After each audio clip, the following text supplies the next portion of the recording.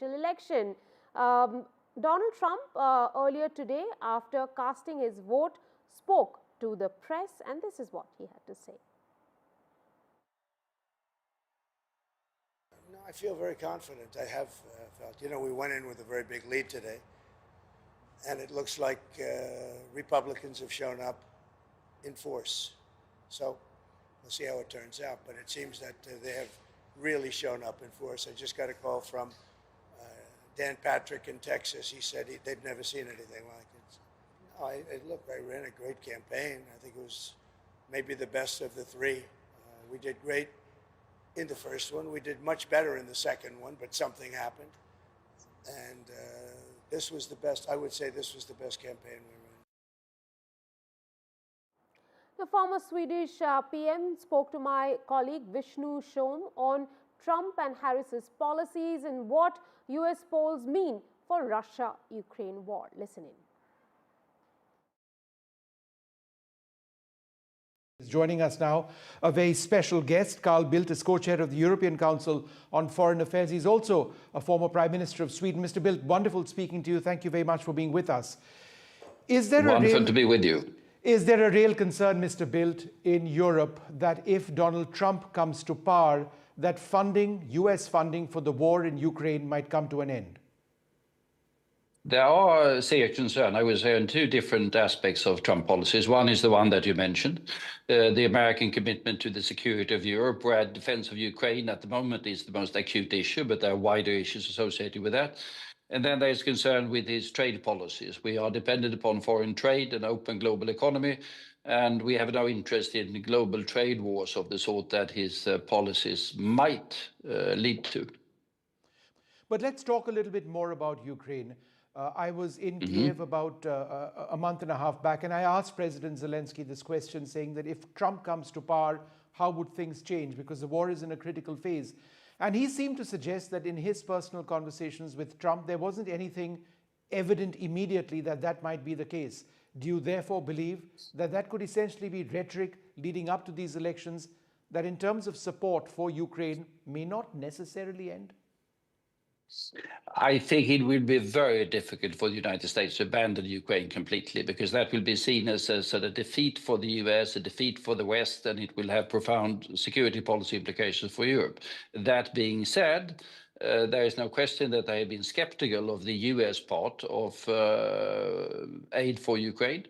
And the US aid has been important, primarily on the military side. If you take the overall support for Ukraine, it is, of course, overwhelmingly European, but also other global partners. Japan has been important, for example. But the US has been important, and a decline in that support will be a substantial setback, no question. Now, all eyes are on the great American battle that's going on right now. Ami Bera, the longest-serving Indian-American congressman in the House of Representatives, earlier today spoke to my colleague Maria Shakil. Listen in. Ami Bera, who is the longest-serving Indian-American congressman in the House of Representatives, is joining us.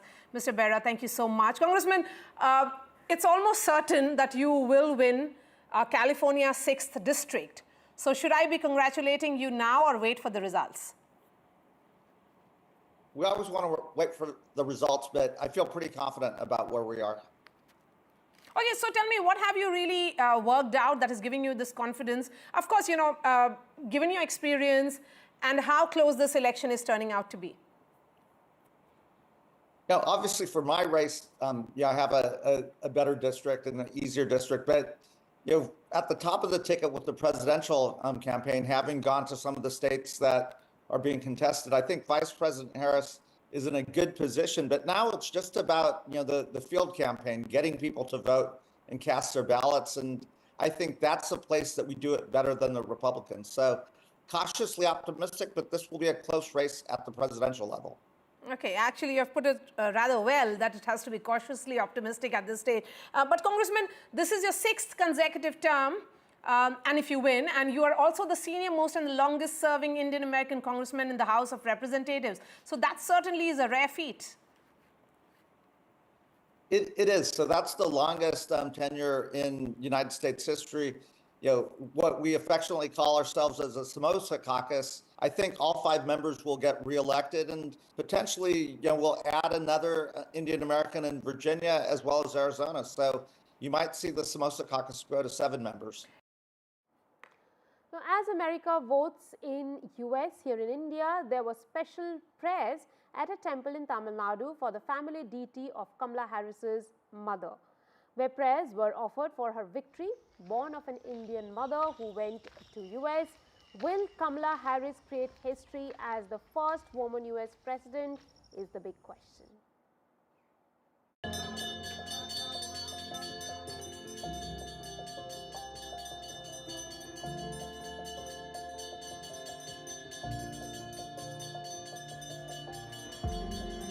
The US presidential polls has a special resonance at the Tulasendrapuram village in rural southern Tamil Nadu.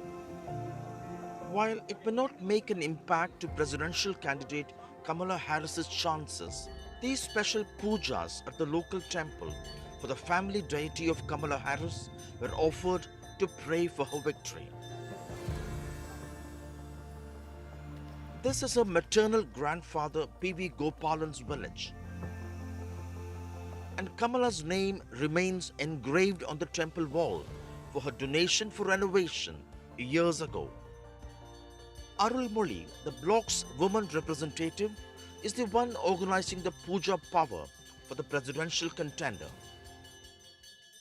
பெண் அப்படின்னா வீட்டை விட்டு வெளில வர்றதே ஒரு சாத்தியமான விஷயத்தில் அமெரிக்காவில் துணை ஜனாதிபதி ஆனாங்க ஜனாதிபதி வேட்பாளர் அறிவிச்சிருக்காங்க அப்படின்னா எல்லா ஒட்டுமொத்த பெண்களுக்கு சந்தோஷம், ஒரு ரோல் மாடல், அடுத்த ஸ்டேஜுக்கு போகிறதுக்கான ஒரு இதுதான் அவங்க கண்டிப்பாக ஜெயிக்கணும், அவங்க ஜெயிச்சே ஆகணும். This inspire all the girls, ladies to become a president, to do administrate the rule the country.